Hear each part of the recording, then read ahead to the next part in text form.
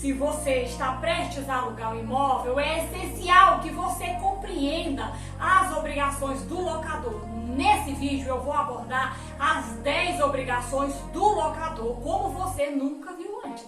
Veja essas reportagens.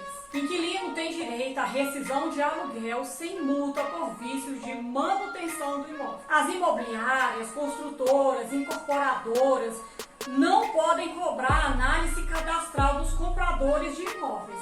O mesmo vale para os contratos de locação.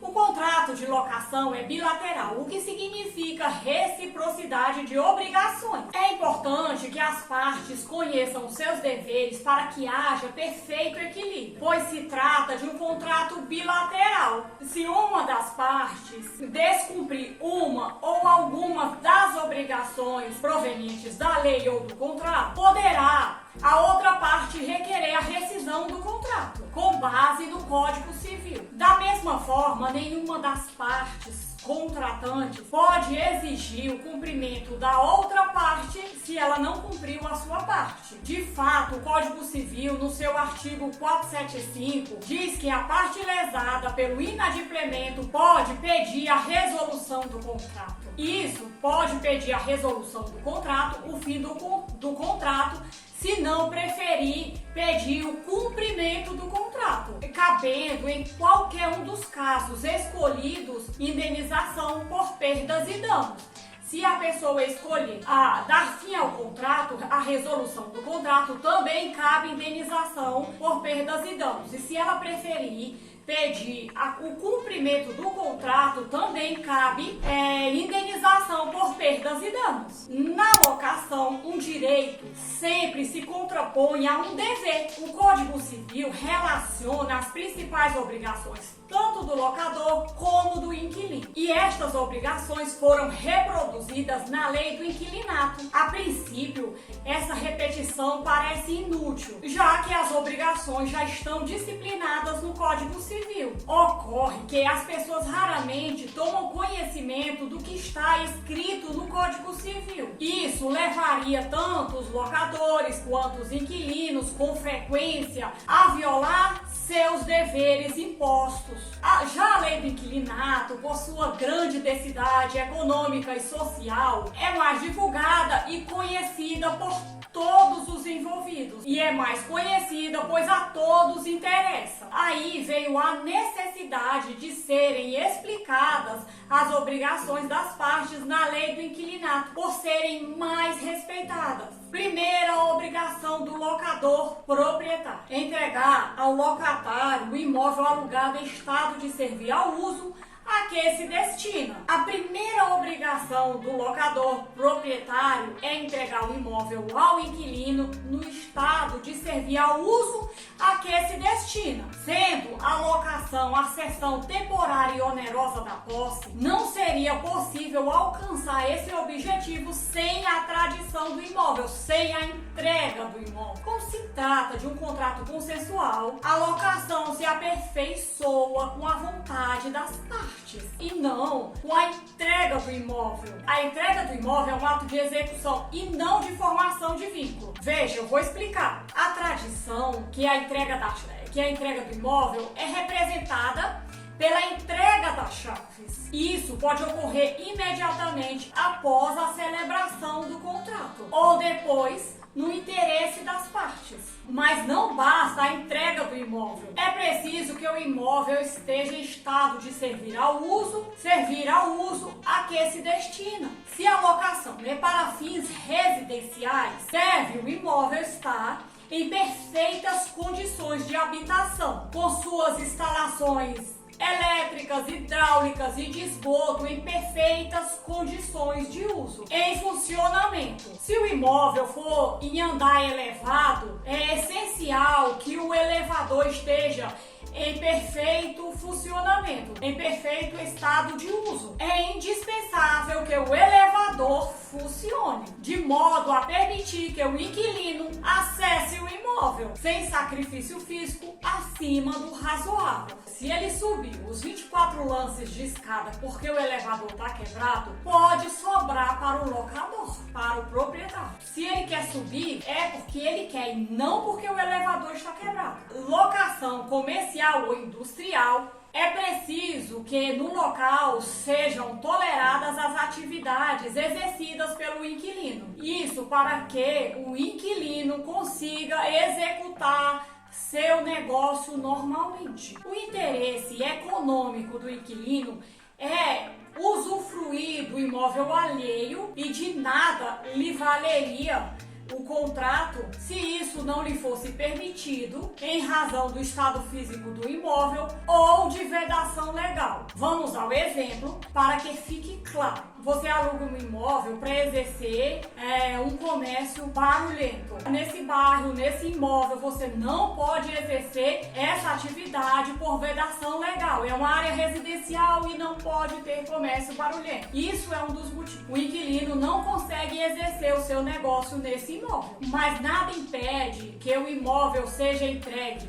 ao inquilino com defeitos ou vícios, ou necessitando de obras de vulto. Isso desde que o inquilino aceite. No estado em que o imóvel se encontra e deverá ser inscrito no contrato, o estado do imóvel. Também é frequente que o inquilino escolha fazer obras de reparação e conservação do imóvel em troca de uma redução no valor do aluguel ou um prazo de carência quanto ao pagamento do aluguel. O que visa a lei é assegurar ao inquilino a normal utilização do imóvel para o fim declarado no contrato. Se for para locação comercial, seja possível executar o negócio do inquilino. Se for para residencial, seja habitável. Segunda obrigação do locador é garantir, durante o tempo de locação, o uso pacífico do imóvel locado. Celebrado o contrato, opera-se o desdobramento da posse em direta, que é transferida para o inquilino, e a posse indireta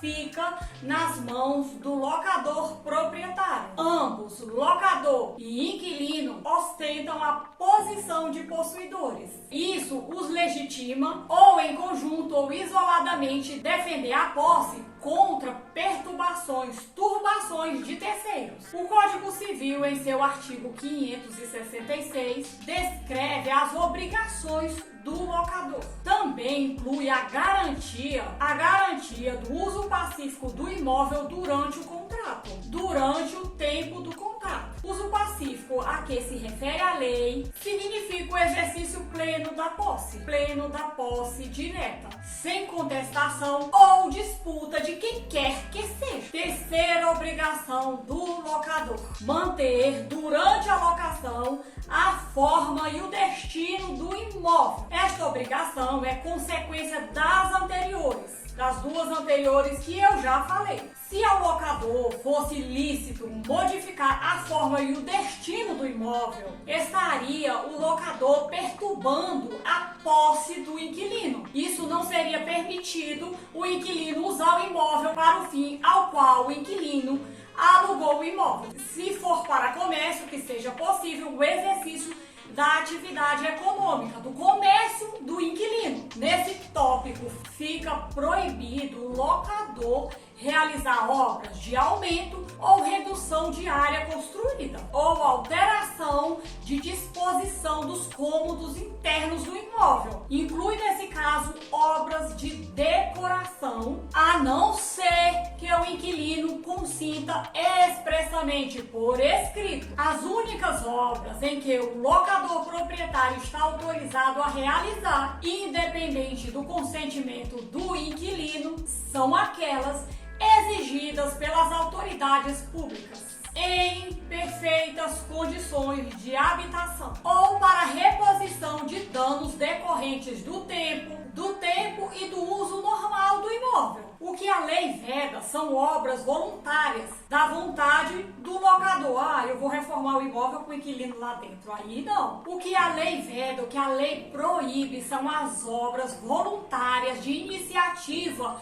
do locador proprietário, que visam alterar a forma do imóvel. É irrelevante se essas obras vão melhorar as condições de habitação ou valorizar o imóvel. É vedado, é proibido também, durante a locação, a transformação de imóveis residenciais em comerciais e vice-versa. É verdade que essa transformação é impossível durante a locação, com a presença do inquilino no imóvel, já que esse pode proibir a iniciativa do locador proprietário, pois o inquilino é que tem a posse direta do imóvel. A pretensão da lei é que o inquilino tenha assegurado a preservação do destino da locação, não sendo o inquilino surpreendido com obras durante a locação. Se fosse possível, obra durante a locação afetaria profundamente a qualidade de vida, saúde, sossego e segurança do inquilino. Já pensou, você aluga um imóvel,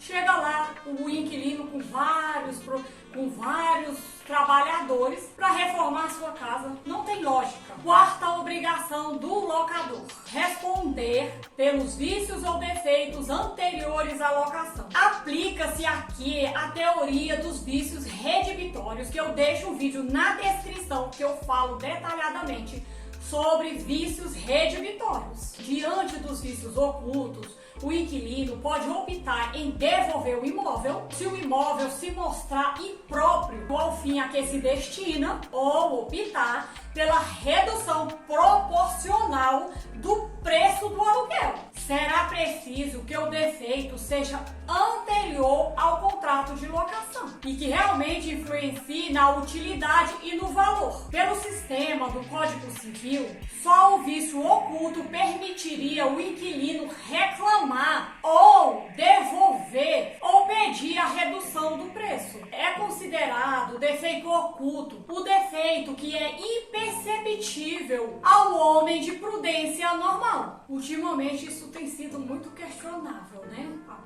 O homem de prudência normal. Mas quanto ao defeito aparente, que pode ser percebido no exame que o homem normal pode fazer, sempre que contrata, não pode reclamar porque é um erro indesculpável, fruto da negligência. Mas os doutrinadores, e eu também entendo assim, que o locador responde pelos vícios ocultos ou aparentes desde que anteriores à locação, mesmo que não tenham admitido expressamente no contrato. A lei fala em vícios ou defeitos, como sendo situações diversas. Defeitos seriam danos físicos, tais como vazamentos, vidros quebrados ou esquadrias empenadas. Vícios seriam um mau funcionamento das instalações elétricas, hidráulicas e de esgoto, ou sua insuficiência, como por exemplo, a impossibilidade de guardar o carro no espaço reservado para guardar o carro. A garagem é menor do que o carro. Não serve para socorrer o locador a alegação de desconhecer o vício ou defeito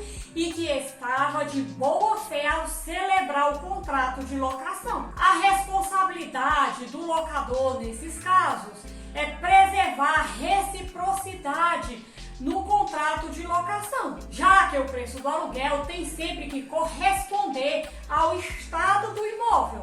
Se o locatário, se o inquilino soubesse do estado do imóvel, ele não teria feito a locação ou pleitearia uma redução no preço. Uma pergunta interessante: o locador só responde pelos vícios ou defeitos antes da locação? Não é assim. Se o defeito ocorreu depois da locação, mais decorrente da ação normal do tempo, o locador também responde pela reparação do imóvel. Vamos ao exemplo prático. Houve um problema no telhado em decorrência do tempo. Quem é obrigado a reparar esse dano é o proprietário.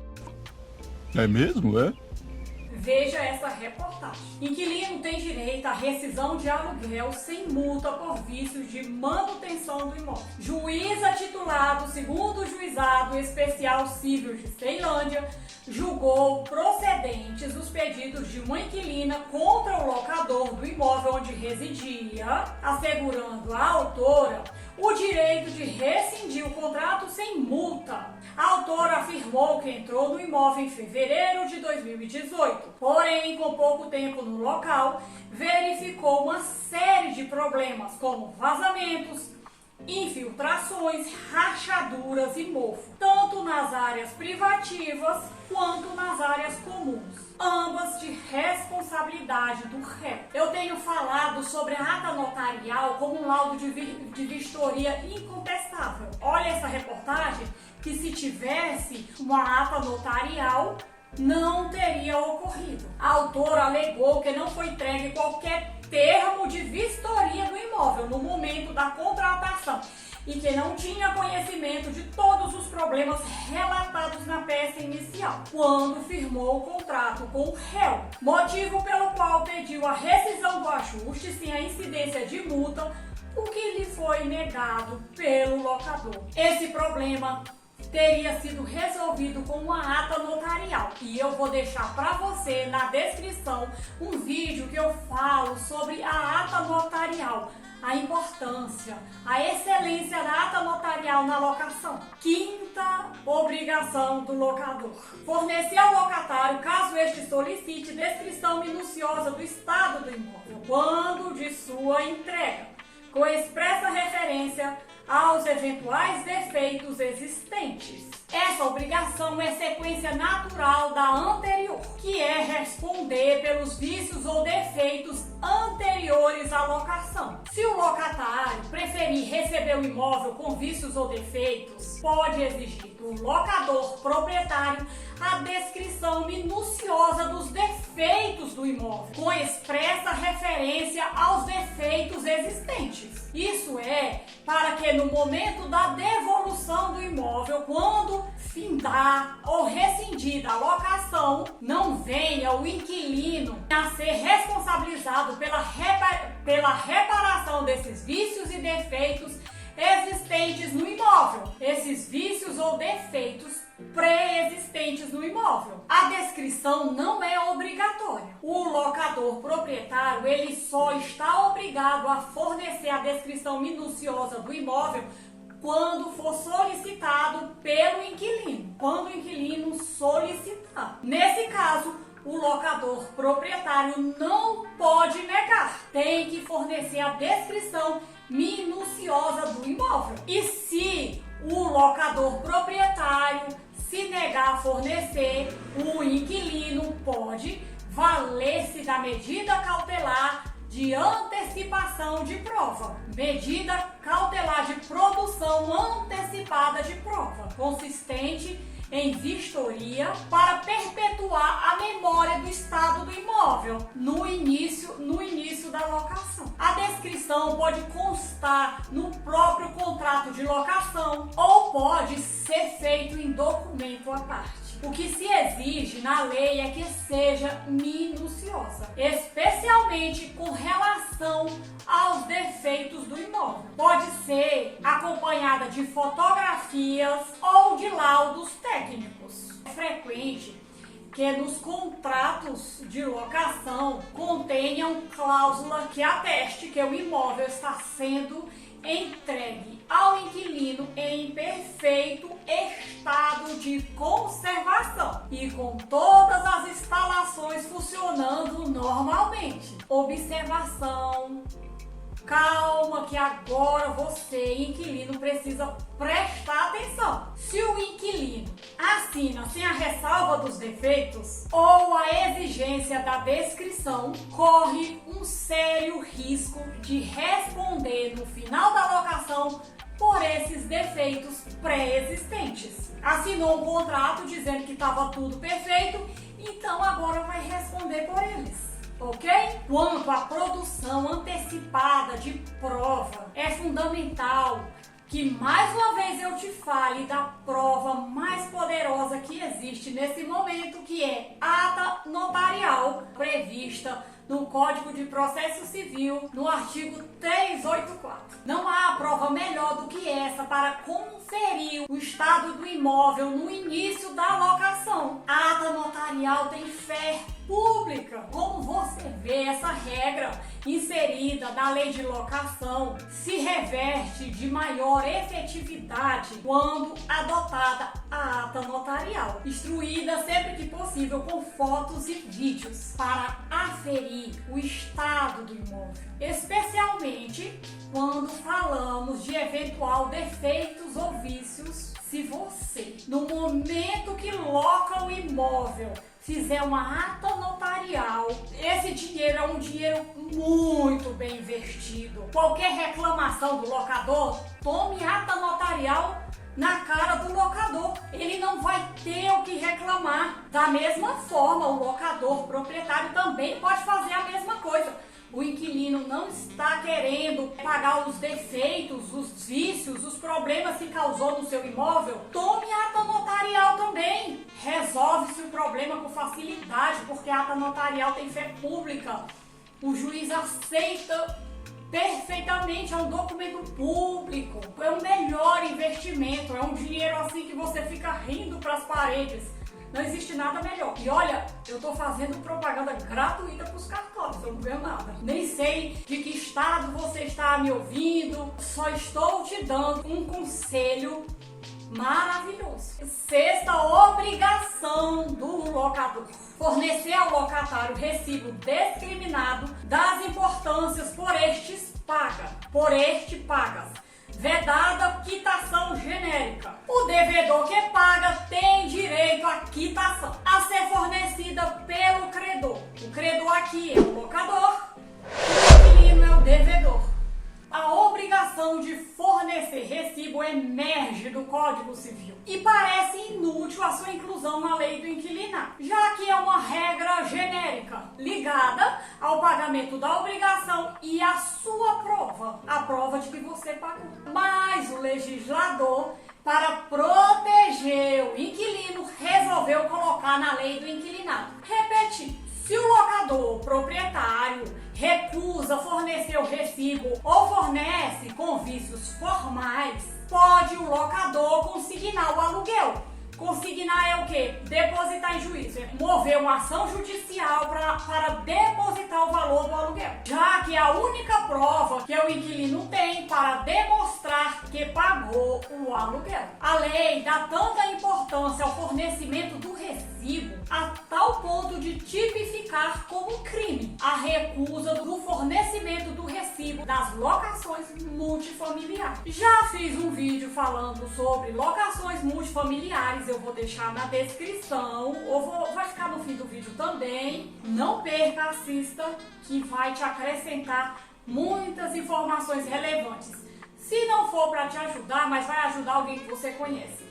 Informação nunca é demais, tá? E principalmente sobre direitos. A lei não exige forma especial para quitação, que pode ser documento público ou particular, como por exemplo um simples recibo. A lei exige apenas que seja discriminada, com clara e precisa indicação das parcelas pagas e seus respectivos valores, de maneira que não fique dúvida quanto ao pagamento. Pode ser recibo firmado pelo próprio locador ou por seu representante legal, ou convencional, como por exemplo a imobiliária. Trata-se de uma obrigação continuada, com prestações sucessivas. A quitação de um mês não faz presumir a quitação das anteriores. O locador, para cobrar os meses anteriores, tem que provar que não foram pagos, já que a presunção é relativa, mas é admitido prova em contrário. Por isso,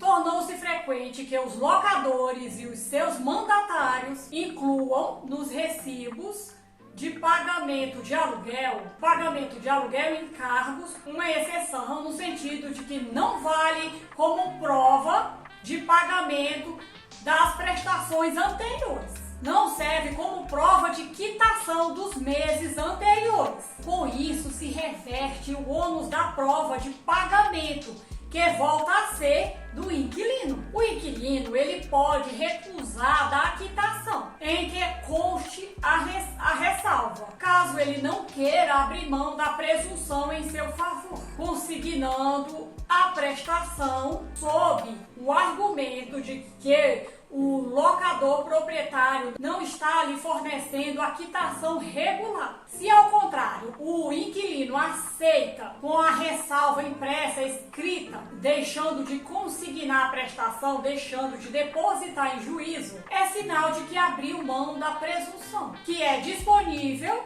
Essa presunção está disponível, ele pode abrir mão e que está de acordo com o que está escrito no recibo de pagamento. É proibida a quitação genérica. Aquela quitação, dou por quitado o aluguel dos 4 meses, dos 4 anos. Essa quitação é proibida. Para que a quitação produza o efeito de liberar o inquilino, deve designar o valor e a espécie de dívida, o nome do devedor ou quem por este pagou, o tempo e o lugar do pagamento, com a assinatura do credor ou de quem legitimamente o represente. Mas com a tecnologia surgiu novas formas de pagamento, o que não satisfaz os requisitos previstos na lei. Mas nós temos que nos atualizar e aceitar as novas tecnologias. Sétima obrigação do locador: pagar as taxas de administração imobiliária, se houver, e de intermediações, nestas compreendidas as despesas necessárias à aferição da idoneidade do pretendente ou de seu fiador. A referência à palavra se houver presume-se que há um contrato com terceiros, exemplo, imobiliária, para a administração do imóvel, concluindo a lei veda qualquer acréscimo na locação, em decorrência de interesse exclusivo do locador proprietário, se ele optar por não administrar o imóvel diretamente. Preferir deixar na mão do locador, o inquilino não pode ser prejudicado e nem arcar com as despesas de administração. A lei do inquilinato fez uma menção expressa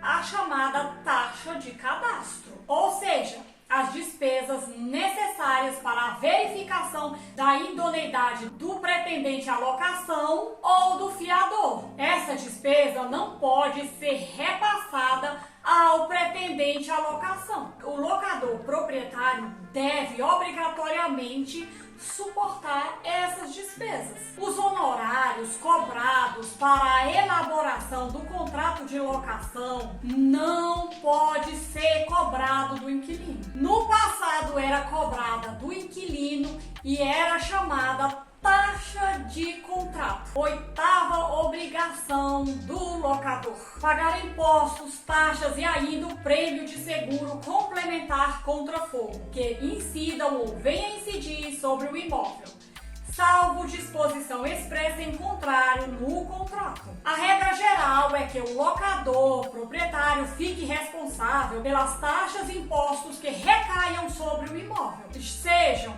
os que já existem no início da locação, ou sejam os que vierem a ser criados durante a locação. Isso inclui IPTU, água, esgoto, iluminação pública ou qualquer outro tributo. A novidade é que se faz menção expressa ao seguro complementar contra fogo, que se aplica aos imóveis submetidos ao regime de condomínio especial. Nesses casos, há um seguro obrigatório contra incêndio, que se inclui como despesa ordinária de condomínio. E esse pagamento é de responsabilidade do inquilino, mas nada impede que o condômino reforce a garantia, contratando seguro para a sua unidade autônoma, para o seu apartamento, sob a responsabilidade do síndico. E é desse seguro que estamos falando. É importante que você saiba que a responsabilidade do pagamento de todos os encargos que estamos falando pode ser repassado para o inquilino, por disposição contratual, por vontade das partes. Isso você tem que estar anotado no contrato. Na locação verbal, essa responsabilidade recairá sobre o locador. Sempre recairá sobre o locador. E o mesmo ocorre se o contrato escrito não mencionar sobre a responsabilidade. Isso é o que dá baixar contrato da internet ou comprar na papelaria.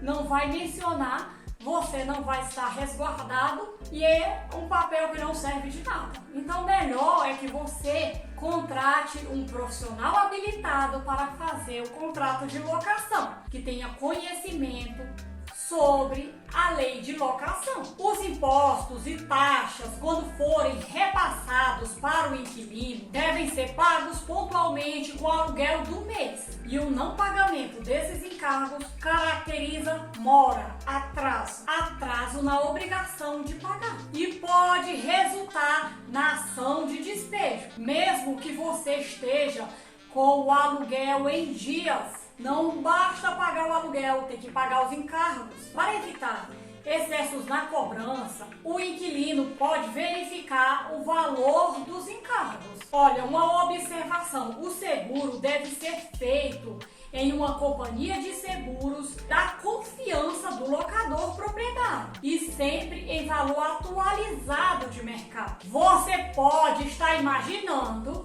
que o prêmio do seguro não pode ser atribuído o pagamento ao inquilino, já que o beneficiário é o locador proprietário. Pois é ao locador proprietário que será pago a indenização em caso de sinistro. Ocorre que o inquilino tem grande interesse no pagamento do seguro, mesmo que o beneficiário da apólice seja o locador. Isso porque em caso de incêndio, o inquilino teria que provar que não teve culpa. E se não provar ausência de culpa, ficará sujeito a indenizar o locador pelo valor do imóvel em decorrência do inadimplemento, da obrigação de restituir. Realizado o seguro, o inquilino fica livre de provar a ausência de culpa, já que a indenização será coberta pelo seguro. O inquilino também pode contratar seguro quanto aos bens que lhe pertencem e que guarnecem o imóvel. Esse seguro, o pagamento do prêmio, pertence ao inquilino, ao locatário. O seguro do imóvel pode ser contratado pelo locador, repassando o prêmio ao inquilino, se previsto no contrato, ou pelo próprio inquilino, que fica obrigado a entregar uma apólice do seguro para o locador proprietário. Na prática, o pagamento de impostos e taxas pelo inquilino gera problemas, já que alguns deixam de pagar, recaindo assim a execução sobre o locador proprietário. E muitas vezes depois que o inquilino desocupou o imóvel. Isso dificulta a cobrança, o ressarcimento do locador proprietário. Muitos locadores preferem pagar os encargos para ter certeza do pagamento. Outra situação controversa é a respeito da legitimação do inquilino para discutir relação jurídica com o poder público referente ao IPTU e taxas que venham incidir sobre o imóvel. Ocorre que muitos inquilinos, por estarem arcando com as despesas, vão ao judiciário discutir aumentos abusivos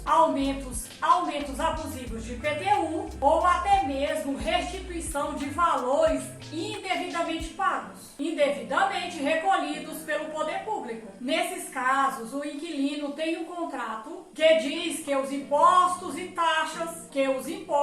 demais taxas são de responsabilidade do inquilino. Veja o que diz a súmula do STJ. O locatário não possui legitimidade para discutir a relação jurídico-tributária de IPTU e de taxas referentes ao imóvel alugado, nem para repetir em débito desses tributos. O posicionamento é no sentido de que o locatário não tem legitimidade ativa para postular a inexigibilidade de tributos ou sua restituição, sendo o proprietário do imóvel o único legitimado nesse sentido, o único que pode entrar com ação judicial para discutir impostos e taxas com o poder público. Veja essas reportagens. As imobiliárias, construtoras, incorporadoras não podem cobrar análise cadastral dos compradores de imóveis.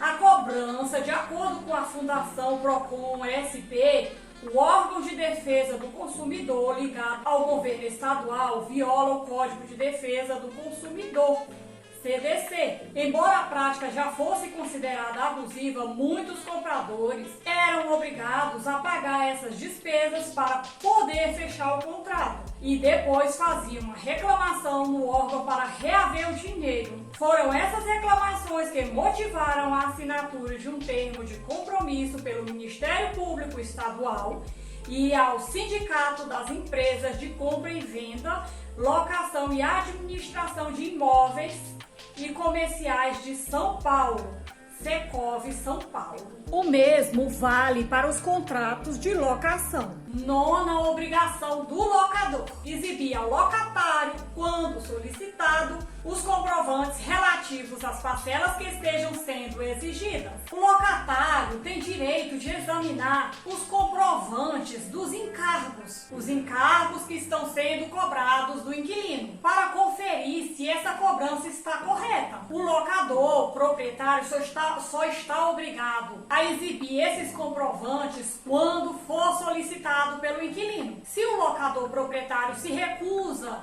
a exibir esses comprovantes, o inquilino pode recorrer ao judiciário para que o locador traga os comprovantes em juízo. Mas antes você precisa notificar o locador proprietário de maneira inequívoca por escrito. 10ª e última obrigação do locador: pagar as despesas extraordinárias de condomínio. A lei repartiu entre o locador e o inquilino as despesas condominiais. O locador paga as despesas extraordinárias e o inquilino paga as despesas ordinárias. A obrigação do condômino de contribuir para a conservação do imóvel é de natureza pró-terreno e decorre da propriedade ou da posse de uma fração ideal do terreno. Pró-terreno significa que a obrigação acessória segue o principal e que as dívidas do imóvel são do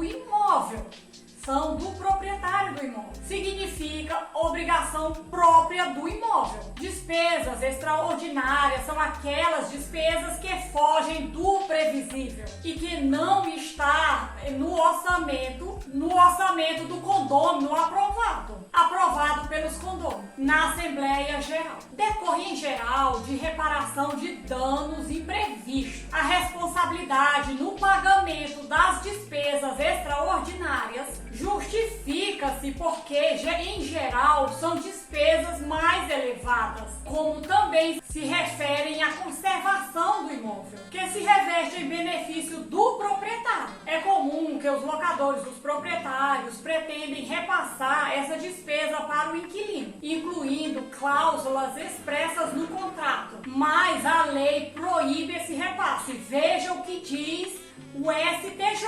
O STJ se manifestou com a seguinte decisão: a regra que incumbe ao locador a obrigação pelo pagamento das despesas extraordinárias de condomínio tem natureza eminentemente congente, que limita o poder de livre disposição das partes contratantes, por impor uma responsabilidade cujo ônus não pode ser invertido por estipulação contratual. A lei proíbe o repasse.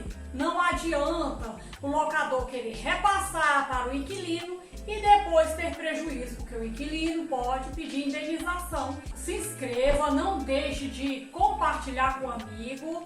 Vou deixar uns salmos para abençoar a sua vida. Senhor meu Deus, em ti confio, salva-me de todos os que me perseguem e livra-me, para que ele não arrebate a minha alma como leão, despedaçando-a, sem que haja quem a livre. Senhor meu Deus, se eu fiz isto, se há perversidade nas minhas mãos, se paguei com mal aquele que tinha paz comigo, antes livrei ao que me oprimia sem causa, persiga o inimigo a minha alma e alcance-a, calque aos pés a minha vida sobre a terra e reduza ao pó a minha glória. Levanta-te, Senhor, na tua ira, exalta-te por causa do furor dos meus opressores e desperta por mim para o juízo que ordenaste. Assim te rodeará o ajuntamento de povos por causa deles, pois volta às alturas. Ó Senhor, o Senhor julga os povos, julga-me, Senhor, conforme a minha justiça e conforme a integridade que há em mim. Tenha já fim a malícia dos ímpios, mas estabeleça-se o justo, pois tu, ó justo Deus, prova o coração e a mente. O meu escudo está com Deus, que salva os retos de coração. Deus é um juiz justo, um Deus que se ira todos os dias. Se o homem se não converter, Deus afiará a sua espada, já tem armado o seu arco e está aparelhado. E já para ele preparou armas mortais e porá em ação as suas setas inflamadas contra os perseguidores. Eis que esse está com dores de perversidade, concebeu trabalhos e produzirá mentiras. Cavou o poço e o fez fundo e caiu na cova que fez. A sua obra cairá sobre a sua cabeça e a sua violência descerá sobre a sua mioleira. Eu louvarei ao Senhor segundo a sua justiça, cantarei louvores ao nome do Senhor Altíssimo. Medite sobre a palavra de Deus e não esqueça, Jesus te ama, e até o nosso próximo vídeo.